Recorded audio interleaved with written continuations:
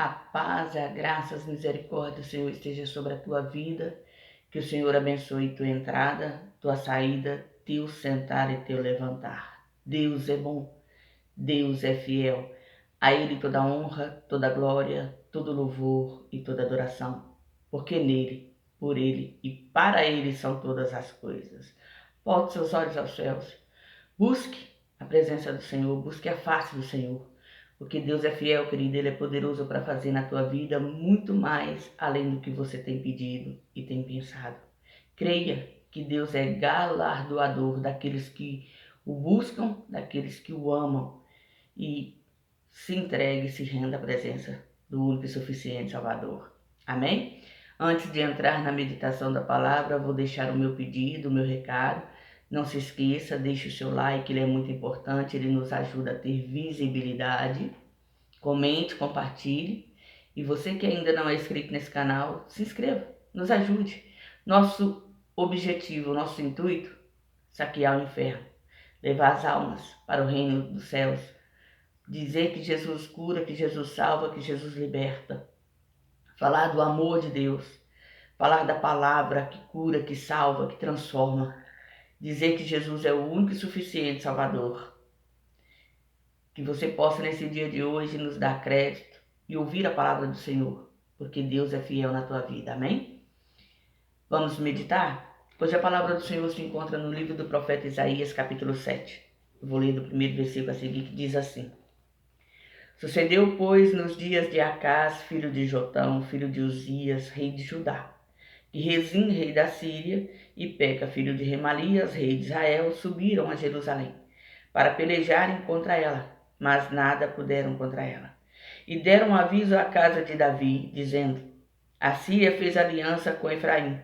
Então se moveu o seu coração e o coração do seu povo, como se movem as árvores do bosque com o vento. Então disse o Senhor a Isaías: Agora tu e teu filho, Sear-Jesube, saiam ao encontro de Acás, ao fim do canal do tanque, superior no caminho do campo do lavandeiro. E diz-lhe: Acautela-te e aquieta-te, não temas. Não se desanime o teu coração por causa desses 2 pedaços de tições fumegantes, por causa do ardor da ira de Rezim e da Síria, e do filho de Remalias, porquanto a Síria teve contra ti maligno conselho com Efraim e com o filho de Remalias, dizendo: Vamos subir contra Judá, molestemo-lo, repartemo-lo entre nós, e façamos reinar no meio dele o filho de Tabial.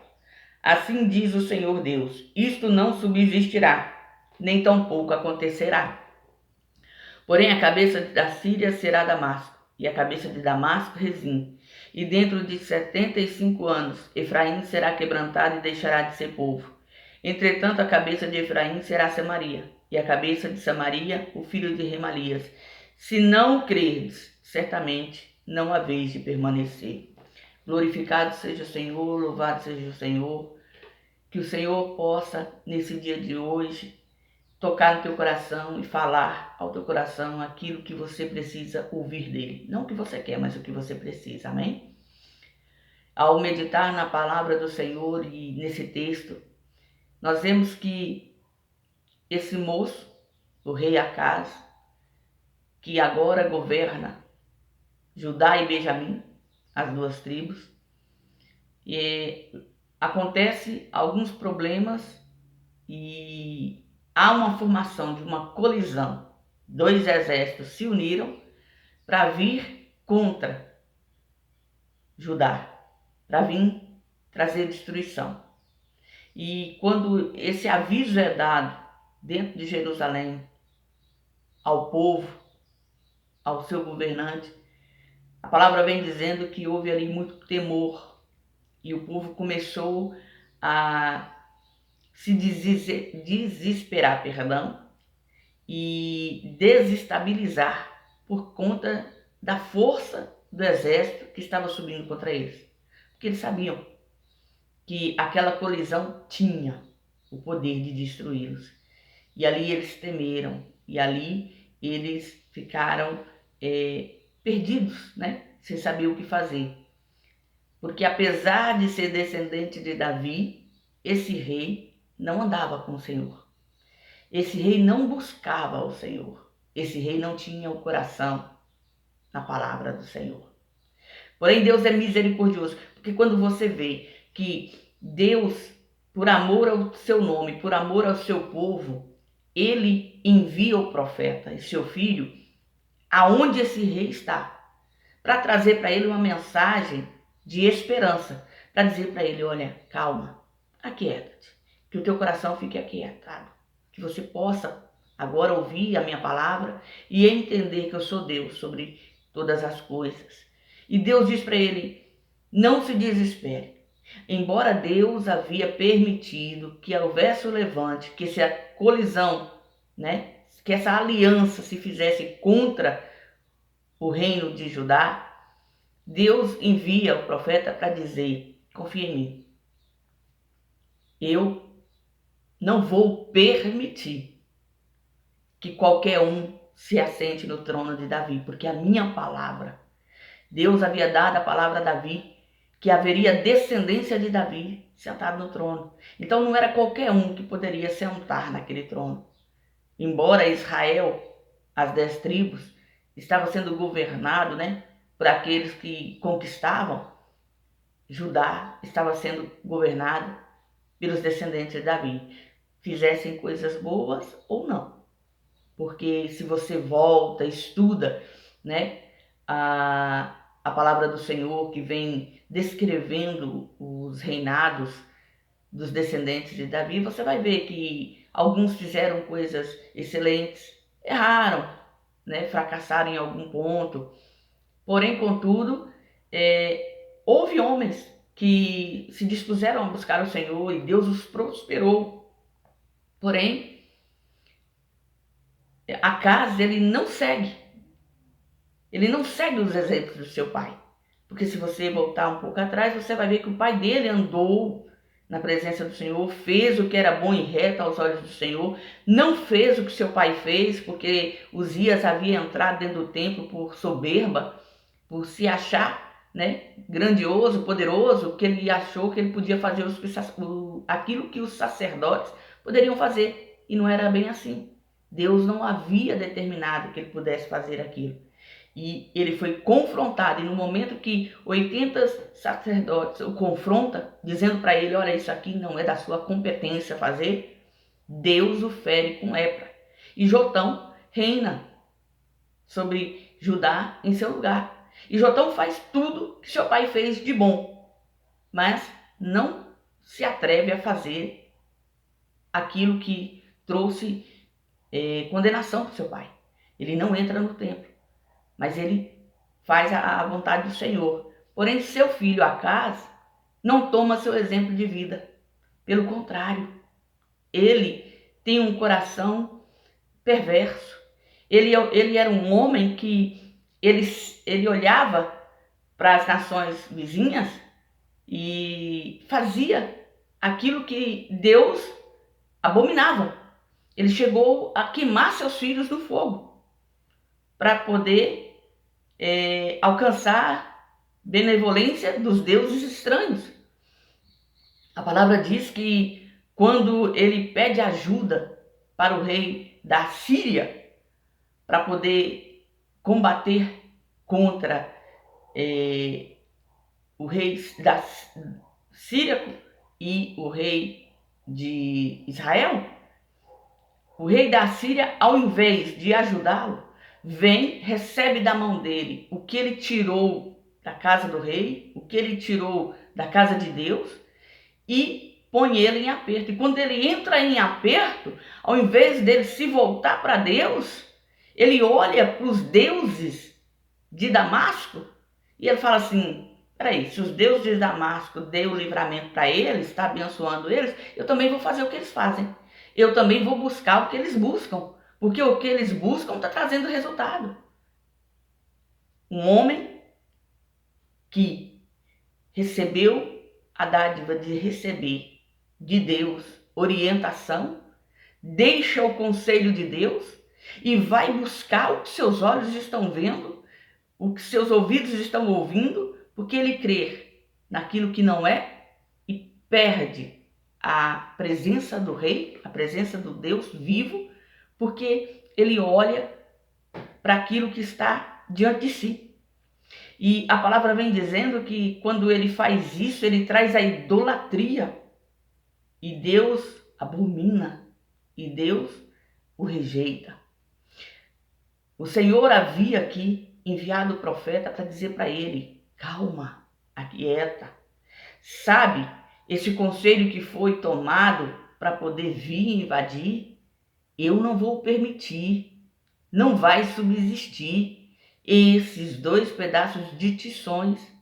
Mas ele não se posiciona em Deus. Ele não se permite ser cuidado por Deus. Ele confia na força do seu braço, ele confia na força dos homens, ele confia no exército estrangeiro, ele confia nos deuses de barro, de pedra, mas ele não confia no Senhor, seu Deus. Aquele que mandou dizer: se você crê, você vai permanecer, mas se você não crê, você não vai permanecer. Quando ele toma as suas decisões equivocadas, erradas, ele perde a proteção do Senhor. E se nós estudarmos a palavra, nós vamos ver que o exército, essa colisão que foi formada entre a Síria e Efraim, derrotaram Judá, levaram cativos, destruíram o exército de Judá e Benjamim. Mataram os seus valentes. Por quê? Porque o coração do seu líder não estava em Deus. Estava nas coisas, estava na força do braço, estava no seu próprio entendimento, estava naquilo que não tem nenhum poder. Ele buscou tudo e todos, mas ele não buscou a Deus, que estava pronto e preparado para socorrê-lo, que disse para ele: aquieta-te e acalma. Muitas das vezes as nossas derrotas, os nossos fracassos, é porque nós confiamos no que os nossos olhos estão vendo. É porque nós cremos na possibilidade do que nós entendemos. E nós esquecemos que Deus é poderoso para fazer muito mais além do que pedimos e pensamos. Que o tempo do Senhor não é o nosso. Que o Senhor chamou, que o Senhor prometeu, e que a nossa confiança tem que estar nele. E crer que no tempo dele, ele vai fazer. Ele vai se levantar ao nosso favor. Ele vai transformar a situação. Deus permite que algumas adversidades cheguem. Deus permite que algumas turbulências aconteçam para que nós possamos despertar espiritualmente, para que nós possamos acordar e entender que Ele é Senhor na nossa vida, que Ele é Deus verdadeiro, o único e suficiente, que nós possamos confiar no Senhor, confiar na sua palavra, confiar nas suas promessas. Não depositar naquilo que estamos vendo a nossa confiança. Porque o nosso entendimento é só naquilo que os nossos olhos estão limitados a mostrar. Nós vemos com limitação. O Senhor vê o todo. E Ele sabe. Quando Ele fala não, não é para se divertir com o nosso sofrimento. É porque Ele sabe que aquilo, de alguma maneira, vai nos tirar da sua presença. Vai nos roubar do seu altar. Então, ele nos mostra o caminho que devemos seguir. Ele aplana o caminho por onde vamos passar com as suas mãos. Que nós possamos confiar. Se você meditar e estudar a palavra do Senhor no livro de Reis, no livro de 2 Crônicas, e ler a história, o mau reinado de Acaz, você vai entender que no princípio Deus permitiu que se levantassem essa colisão para poder despertar o coração de Acaz a buscar a sua presença. E Deus enviou o seu profeta para dizer: olha, não vai acontecer, não vai subsistir. Mas aí quando você entra em 2 Crônicas 28, você percebe que aconteceu. Aconteceu porque Acaz não deu ouvidos à palavra do Senhor. Acaz não temeu a Deus. Acás olhou para os deuses estranhos dos povos que Deus rejeitou. Acás olhou para o homem. Ele busca a ajuda da Síria para poder enfrentar a colisão Síria e Efraim. Ele busca a ajuda dos homens e ele não busca a presença do Senhor. A quem você tem buscado? Aonde está a sua confiança? No que você pode fazer? Em quem você é? No que você tem? Busca o Senhor. Olhe para Jesus, olhe para Deus. Creia que Ele é poderoso para fazer na tua vida muito mais além do que você tem pedido e tem pensado.